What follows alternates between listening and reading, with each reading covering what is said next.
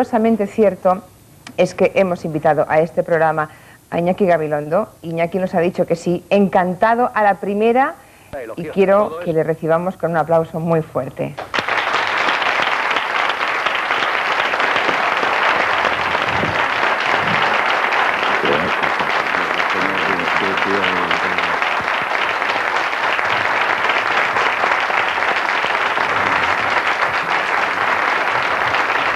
Comentábamos, Iñaki, hace un momento que entre los dos tenéis cada mañana 4 millones y pico de españoles pendientes de lo que les contáis desde vuestras respectivas emisoras. Da cosas, sí, ¿verdad? Pero es que lo estamos contando aquí, pero la gente no quiere, sobre todo las agencias de publicidad. Yo no sé qué motivo tienen para las grandes campañas desviarlas a otros medios y dejarnos... No es que tengamos queja, ni el problema de Iñaki y el problema mío es que tenemos demasiada publicidad, ¿no? Pero la radio en general... ¿Es verdad? Sí, es verdad, sí. Me estoy peleando todos los días con el jefe de publicidad y me consta que Iñaki hace lo mismo, ¿no? Pero que una campaña de publicidad en radio sale 10 veces más barata que en televisión y llegas al mismo público. Si quieres marcarte con determinado dinero quieres llegar a 5 millones de personas, esos 5 millones en la radio y 5 millones a través de la televisión, la tarifa es 10 veces menor. Bueno, tampoco aprovechemos que estamos en televisión para hacer publicidad. No me lo has preguntado, yo respondo a todo. Yo cualquier Claro cosa que sí. menos quedarme calladito. De todas maneras, yo siempre digo que, no sé, 2 millones, no sé, no se habla 2 millones, se habla de una persona, y a otra, y a otra, y a otra, y a otra, y a otra. Entonces yo creo que los que tienen muchos oyentes, los que tienen menos oyentes, todos tienen un oyente. Y a fin de cuentas, yo creo que yo trabajo para un oyente, me parece. Yo creo que tú también, por lo que yo deduzco, ¿eh? Yo trabajo Aunque sabes que de persona hay a muchos persona, unos. claro. Pues eso. Claro. Hombre, desde aquí tenemos que hacer un homenaje porque hubo un tiempo en que nosotros teníamos medio oyente, cuando tú trabajabas en tus queridas emisoras del País Vasco siendo menos importante y yo trabajaba en esa desaparecida Radio Juventud de Ponferrada, teníamos un oyente, pero ese oyente estoy seguro que tenía la misma calidad que tiene el de hoy. Me gustaría saber si compartís, vamos, si es que lo sabéis, seguro que sí, si Iñaki Gabilondo y Luis del Olmo, que comparten el liderazgo de la mañana en la radio española, comparten oyentes, si zapean como nos hacen aquí en televisión, o si queréis tener parroquias fieles a cada uno de vosotros. Yo creo que ambas cosas, posiblemente. Posiblemente haya unos parroquianos, más o menos, pero yo estoy seguro también de que hay gente que va y viene, y además creo que es lo que debe ocurrir. Ya no hay oyentes de una sola emisora, efectivamente. Un oyente sintoniza el programa de Julia por la tarde, por la noche busca otra sintonía, por la mañana a primera hora me puede escuchar a mí o puede escuchar a Iñaki, en la tercera y cuarta hora pues cambia de sintonía. El oyente no es fiel a una sintonía como ocurría hace 20 años. El oyente tiene las horas, tiene los programas, tiene a sus ídolos y ojalá estemos entre ellos. Sed sinceros. ¿Os sentís poderosos? Yo me siento responsable. Yo me siento responsable también, francamente. Yo creo que es mucho más poderoso Luis. Yo creo que, en mi caso, yo creo que es la SER más poderosa. Yo insisto mucho en esto. Yo no tengo la experiencia que tiene Luis. Luis ha acreditado su poder viajando de empresa a empresa y llevando muchos oyentes. Yo toda la vida he trabajado en la SER, pero yo me considero un buen piloto con un buen coche. Entonces yo creo que yo trabajo en una empresa que es poderosa. Yo creo que Luis tiene un poder personal superior. Si tienes en cuenta, Julia, que mañana puede desaparecer la oportunidad de saludar a los oyentes a través de ese micrófono y de esa cadena, y que pierdes todo el poder, automáticamente te das cuenta que no tienes poder. Y si lo tienes durante unos minutos, y eso no es poder. Yo no sé si sería posible plantearse, igual damos una exclusiva aquí esta noche, un intercambio de cadenas entre Iñaki Gabilondo y Luis del Olmo. Es que hay muchos rumores por ahí. Hombre, son rumores locos, vamos. ¿Sí? Yo no Rumores los había locos. oído. No se confirma, ni se confirma eso, ni se confirma que Iñaki y yo vamos a fichar por Radio Vaticana. ¿No es verdad? A mí, desde luego, me costaría muchísimo estar fuera de la SER, no porque no tenga un enorme respeto por las demás cadenas, es que no tengo costumbre. Soy no sé, tengo toda mi vida asociada a la SER. Yo tengo la sensación de que solo dejaría la SER si la SER me dejara a mí. He tenido ofertas y ocasiones, pero nunca se me ha ocurrido, francamente. Por otra parte, no sé por qué irse de la SER si se está en la SER, ¿no? Pero no tengo otra... No me puedo imaginar fuera de la SER. ¿Cuál es vuestro primer recuerdo en la radio? No hablo delante del micrófono, hablo de chicos, de niños, porque algún día fuisteis niños. Yo el primer recuerdo quizá un campeonato de tenis de mesa. Me hace una entrevista un querido compañero, Rodolfo Mosquera, porque era un personaje. Te hablo de un Luis del Olmo con 14 años, con casi pantalón corto. Y era un personaje porque yo iba a León, a la capital de la provincia, a disputar los campeonatos provinciales de tenis de mesa. Ese quizás sea el recuerdo más lejano y más entrañable que tengo de aquel tiempo, de la radio en pantalón corto. ¿Y el tuyo, Iñaki? Yo tengo todos mis recuerdos asociados a la radio. En mi casa, en una casa muy modesta, el receptor de radio estaba entornizado ahí, como el Sagrado Corazón, y enfrente de mi casa estaba Radio San Sebastián. Yo tenía todos los días que encontrarme con Radio San Sebastián camino del colegio y era para mí como un niño que pasara delante de Disneylandia, ¿no? Primer recuerdo, pues no sé, todos los programas de la radio. El criminal nunca gana. Los partidos de fútbol que yo oía con tal atención que me aprendía las alineaciones de memoria. Tengo desde que recuerdo, tengo un mueble como ese en la cocina de mi casa. No sé si habéis visto, supongo que sí, sería imperdonable, una película del año 55 de Sáenz de Heredia. ¿Cómo? Historias de la radio. Eso, Historias de la radio. Así que os sugiero que vayamos al cine ahora, que bajemos un poquito la luz, que sintamos que estamos en una sala que ha pasado, o que estamos en un túnel del tiempo, que hemos vuelto atrás varias décadas, y que escuchemos y veamos lo que ocurría entonces con algunas historias de la radio. Y en este momento, señores, acaba de entrar en nuestro estudio, 3 minutos y medio antes del plazo, nuestro lacónico amigo don Serén Santiago, a quien vamos a recibir con un aplauso.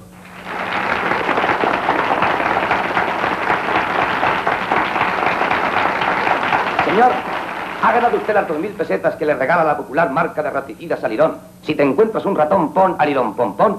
Y además, un frasco de 2 litros del raticida que convertirá su hogar en un paraíso. ¿Tiene usted algún documento que acredite su personalidad? Sí, señor. Don Serén está buscando los documentos. Caramba, ¿ha engordado usted lo suyo? Sí. Tome, señor, perfectamente. Pues aquí tiene don Serén las 2.000 pesetas que se ha ganado limpiamente y un frasco de raticida Alirón que le regala la casa, si es usted tan amable de repetir conmigo nuestra consigna. Si te encuentras un ratón... Si te encuentras un ratón... Pon Alirón, pon, pon. Pon Alirón, pon, pon. Exactamente, señor. Pues aquí tiene los 2 regalos y el aplauso espontáneo de la sala. Historias de la radio del año 55 de José Luis Sáenz de Heredia, en el que salían un Paco Rabanne, jovencísimo, por cierto, y por supuesto otros monstruos de la radio en aquella época como Bobby de Glané. Monstruos que tendríais ocasión de ver trabajar en directo vosotros, supongo. Y la emoción que a mí me produce trabajar en la casa en la que trabajó él. Yo tengo muchas veces una sensación casi física de ser heredero de esto. Y eso me responsabiliza a mí muchísimo. En ocasiones me produce una gran emoción. Sí, sí. Yo tuve ocasión de conocerle y de verle a muchos de aquellos grandísimos personajes. En aquellas cabalgatas fin de semana de Bobby de Glané, yo tenía la posibilidad de grabar todas las cabalgatas en unos aparatos Telefunkens que pesaban 35 toneladas.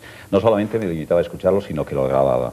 Y luego en casa, los fines de semana, iba reproduciendo e imitando aquello que hacía el maestro Bobby. En unas cabalgatas fin de semana diarias, las hacía, no estaba en la REN entonces, no estaba en la SER, había pasado a la REN. Aquella monstruosidad, ahora nos asustamos cuando alguien nos dice un programa durante 4 horas, ¿cómo es posible? En aquel tiempo Bobby de Glané hacer unas cabalgatas a teatro lleno, de lunes a sábado, aquello era un trabajo. Yo creo que tenemos que mirar sin rencor, sino todo lo contrario, para aprender de aquella radio que se hacía en los años 60 y en los últimos de los 50.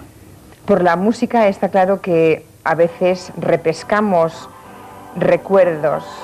Me gustaría saber qué es lo primero que viene a vuestro pensamiento oyendo esta música que nos pincha nuestro disc-jockey, montador musical de radio, por cierto, Sergi Cutillas. Música que hemos oído hasta hace 4 días, como aquel que dice. Pues lo que decía justamente en el momento que terminaba la musiquita. Decía: gloriosos caídos por Dios y por España presentes. ¡Viva Franco! ¡Arriba España! Eso es lo primero que me sale. Yo tuve un problema en La Voz de León, porque a las 12 todos teníamos que cerrar así: ¡Viva Franco! ¡Arriba España! Y automáticamente cerrabas el micrófono, no desde el control, lo cerrabas desde el locutorio. Y no sé qué me pasó aquella noche que dije: ¡Viva Franco! ¡Arriba España! Hacer puñetas, y no cerré el micrófono. Bueno, El problema fue duro, pero pudo ser más duro. Es una de las anécdotas negras y ahora, a través del tiempo, curiosas que tengo en mi vida. Yo tengo también otra anécdota muy relacionada, y es que esta era la sintonía que obligaba a todas las emisoras a conectar con Radio Nacional, que era la única que servía información a la hora del parte. Y yo tuve el honor, con José Joaquín Iriarte, que está ahora en la COPE, de hacer el primer programa informativo que hizo la SER cuando ya no fue obligatoria la conexión. El primer día a las 2:30 de la tarde, en el año 77 creo que fue. El día que despedimos esa generala, que era la de conexión obligatoria. Hay muchas personas que todavía le llaman el parte, personas mayores, supongo, de 60, 70 años, que aún le llaman a las noticias, vamos a escuchar el parte. Mi padre continúa llamándole el parte. Claro. Yo tuve ocasión de leer diarios hablados de las 2:30, aquellos últimos diarios. Yo los daba con otra voz que está, no sé por qué, retirada, Cantalejo, una de las voces más sonoras, más románticas que hacía radio, pero podía haberse dedicado a la ópera con el mismo éxito. Yo no sé si a Iñaki le examinó a alguien cuando entró en la radio. No, yo tuve una entrada un poco particular, porque yo antes de hacer micrófono durante muchos años fui directivo. Mi primer trabajo fue dirigir una emisora. O sea, empezaste mandando. Entró de jefe. Sí, en Radio Popular de San Sebastián, y luego Radio San Sebastián, sí. No, pero era una serie de complicadas circunstancias de los tiempos. Yo era periodista, no estaba previsto casi que un periodista tuviera interés en aproximarse a la radio en aquel momento, en fin. Coincidieron, era de San Sebastián, necesitaban que fuera de San Sebastián, era joven, en fin, necesitaban a alguien joven. No tuve ningún examen así, en principio, previo. En cambio, creo que Luis del Olmo sí tuvo examen y un maestro como examinador, nada menos que Matías Prats, Luis. Y al maestro Matías Prats hemos querido preguntarle cómo recuerda la incorporación de Luis del Olmo después de aquel examen, y esto es lo que nos ha contestado Matías Prats.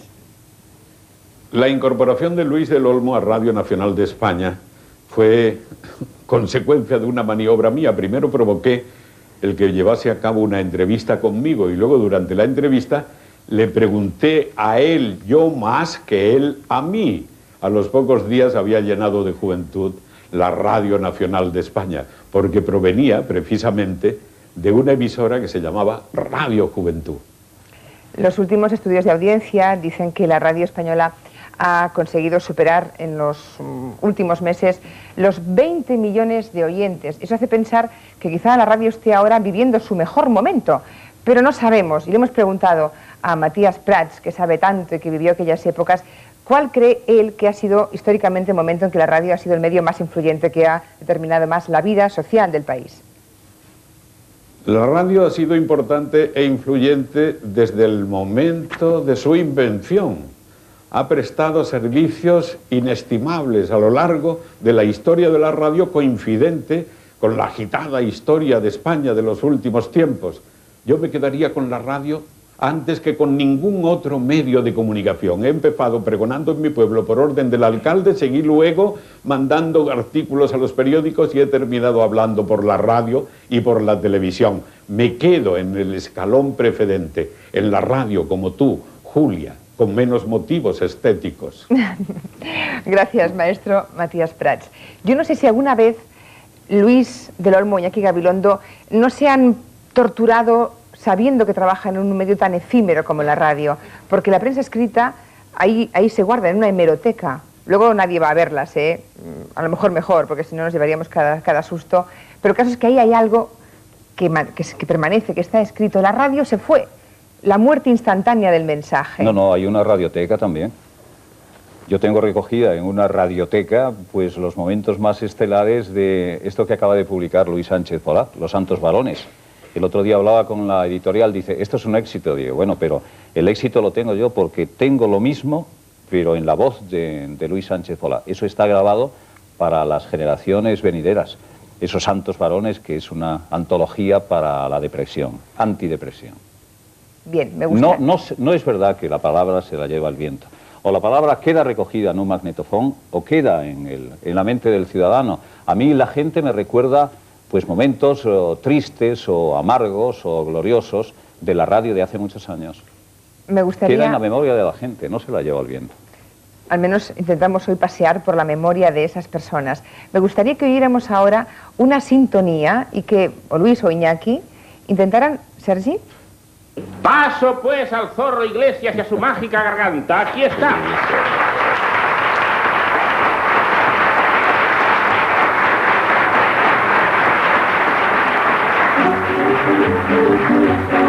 Pepe Iglesias, el zorro.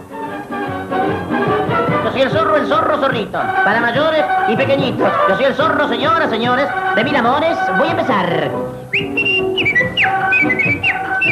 Iñaki, ¿cómo le contarías ahora a los chavales o a los jóvenes de 20 años que estén escuchándonos que eso paralizara al país y que todo el mundo estuviera pendiente de las aventuras de Pepe Iglesias, el zorro? Es que previamente tendría que decirles qué estaba pasando en el país y cómo éramos todos, ¿no? Porque esto situado fuera de contexto no, pero les diría, imaginad un país que vive en la escasez, que vive tratando de cicatrizar todavía grandes heridas, un país aislado, un país inocente y al mismo tiempo muy dolorido, que necesitaba fantasía, imaginación y capacidad para la evasión. Vino un señor de muy lejos que hacía piruetas, travesuras, era ingenioso, imitaba voces, nos hacía reír. Era un país sencillo, ingenuo, que bastante tenía con intentar sobrevivir. Si no entienden el país, no entenderán al zorro. Como no entenderán el país, es inútil explicarle lo que era el zorro. Un país, en todo caso, además de sencillo e ingenuo, pobre, que emigraba y que iba a trabajar a Europa. Y por eso, en Radio Nacional, había un programa que se llamaba De España para los españoles. De España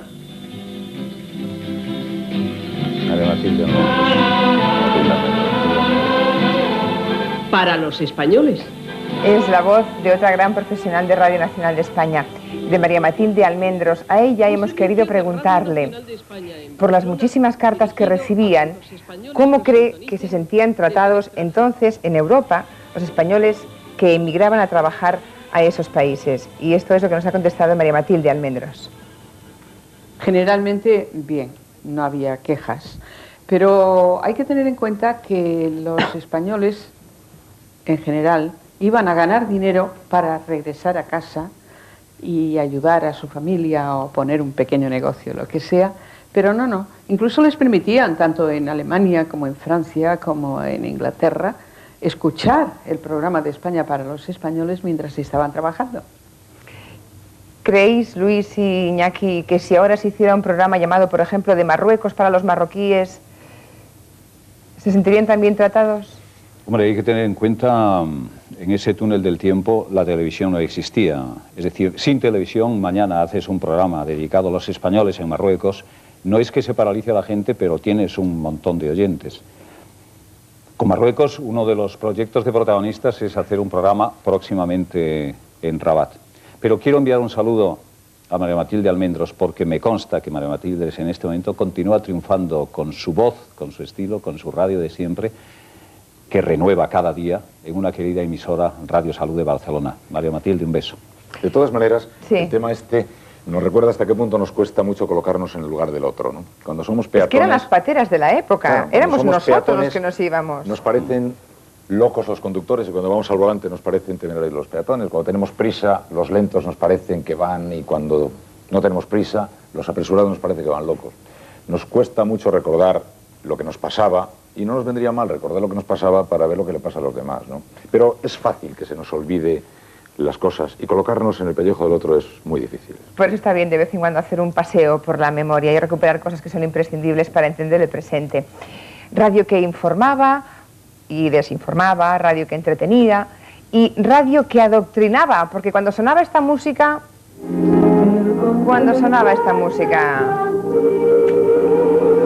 Claro, vosotros nada, como erais hombres, os quedáis igual, mira qué caras. ¿No recordáis los consejos que daba doña Elena Francis, aquel consultorio de las tardes? Sí, claro que sí, pero es curioso porque tiene fama de ser algo enormemente reaccionario. Y era enormemente reaccionario. Pero no es que fuera reaccionario en una sociedad que no fuera reaccionaria. No era una burbuja anómala. Todo era así. Elena Francis tenía bastante lógica en el momento en el que... Ahora, lo escuchamos en este momento y es claro, es para mandarlos a todos ellos a muy lejos. Sobre todo si uno es mujer. Ya, no, claro. En el año 45 nacía el consultorio de Elena Francis y un poco más tarde, bastante más tarde, en el año 65, oímos ahí de fondo la voz de doña Elena, en el año 65 se incorporó como guionista de Elena Francis Juan Soto Viñolo, o sea, un hombre que se travestió de Elena Francis. Y le hemos preguntado a Juan Soto Viñolo, que ahora sigue, por supuesto, su trayectoria, su carrera como crítico taurino, le hemos preguntado si no le queda una pizca de mala conciencia por aquellos consejos tan crueles que daba a las mujeres. Y dice que no, dice que no. En absoluto. Discrepo con todo cariño, Julia, del calificativo de crueles, porque las contestaciones no eran crueles, eran conservadoras, pretendían ser orientadoras y alguna incluso hasta fue aceptable. No tenía mala conciencia en función de que yo ejercitaba un trabajo hecho con la mayor dedicación y la mayor consideración a la mujer. Gracias, Juan. Evidentemente, detrás de aquel consultorio y de aquella forma de adoctrinar a las mujeres también había un señor mensaje publicitario. ¿Recordáis publicidad de la época? Sí. ¿Cuñas de radio de la época? Pues sí, el Colacao sobre todo, ¿no? Es un clásico el Colacao. Sí, el Colacao, conservas la morinera, las cuchillas de afeitar, hojas palmera. Creo que hay un compact disc que recoge 50 joyas con grabaciones. Era muy difícil para los publicitarios, no se limitaban a mandar un texto, sino que aquello se grababa como si fuera un disco, con la técnica que Antonio Molina grababa un disco, se grababa en una cuña publicitaria. Pero bueno, con orquesta, con guión, con, bueno, una auténtica joya de arte radiofónica. Pero claro. Y aquellos que no lo recuerdan porque su memoria no ha pasado tanto tiempo, porque aún están en la adolescencia, podrán comprobarlo ahora mismo. Miren. Me he lavado el vestidito. Esta es Nori Pelborrito. Mi blusa me he lavado. ¿Te la sabes, Iñaki? Me he dejado muy blanquito. Muy sedosa me ha quedado. ¿Por qué? Sabía todo el mundo. Después no me acuerdo Nori Pelborrito. Pues sí, pero bueno, hay infinidad de cuñas publicitarias de la época en la radio que son realmente preciosas, auténticas. Bueno, así se hicieran ahora las cuñas para la radio, con ese mimo y ese arte. Antes la publicidad era muy argumental. Yo cuando llegué a la radio había un viejo locutor que en aquel momento está a punto de retirarse y que era de los primeros que hacían la publicidad argumental. Se pasaban 10 minutos explicando las bondades de un producto. Y cuando llegó el eslogan, esta reducción no lo podía entender. Aquel eslogan decía, Homo lava más blanco. Decía, ¿más blanco que qué? Le parecía completamente disparatado, ¿no? O Coca-Cola doble le da mucho más. Y decía, el doble. Le parecía disparatado el eslogan, no entendía esa especie de compresión, de reducción, porque esto tenían argumento, eran viejas coplas, tenían... Sin apenas argumento, yo de la cuña publicitaria más antigua que recuerdo en la emisora de mi pueblo, mejillones de los re, qué mejillones, señora. Y efectivamente todas las amas de casa, mi madre la primera, consumía mejillones de los re, entre otras cosas porque estaba muy cerca de... el Lorbé de Ponferrada, que es la puerta de tu tierra. San Sebastián era Abascal, una tienda de gabardinas, magnífica. Ah, de gabardinas. Sí. Hemos encontrado uno de sujetadores que a mí me encanta, miren. Amiga mía, tu lucha diaria por conseguir tu éxito de mujer es una lucha pacífica. En esta lucha, el sujetador Peter Pan será para ti un magnífico aliado. ¡Ay, cómo vienes hoy, Margarita! Con el sujetador Peter Pan llegarás mucho más allá. La boda, la aspiración de toda mujer, claro. Oye, el pregón de Rorá, ¿no?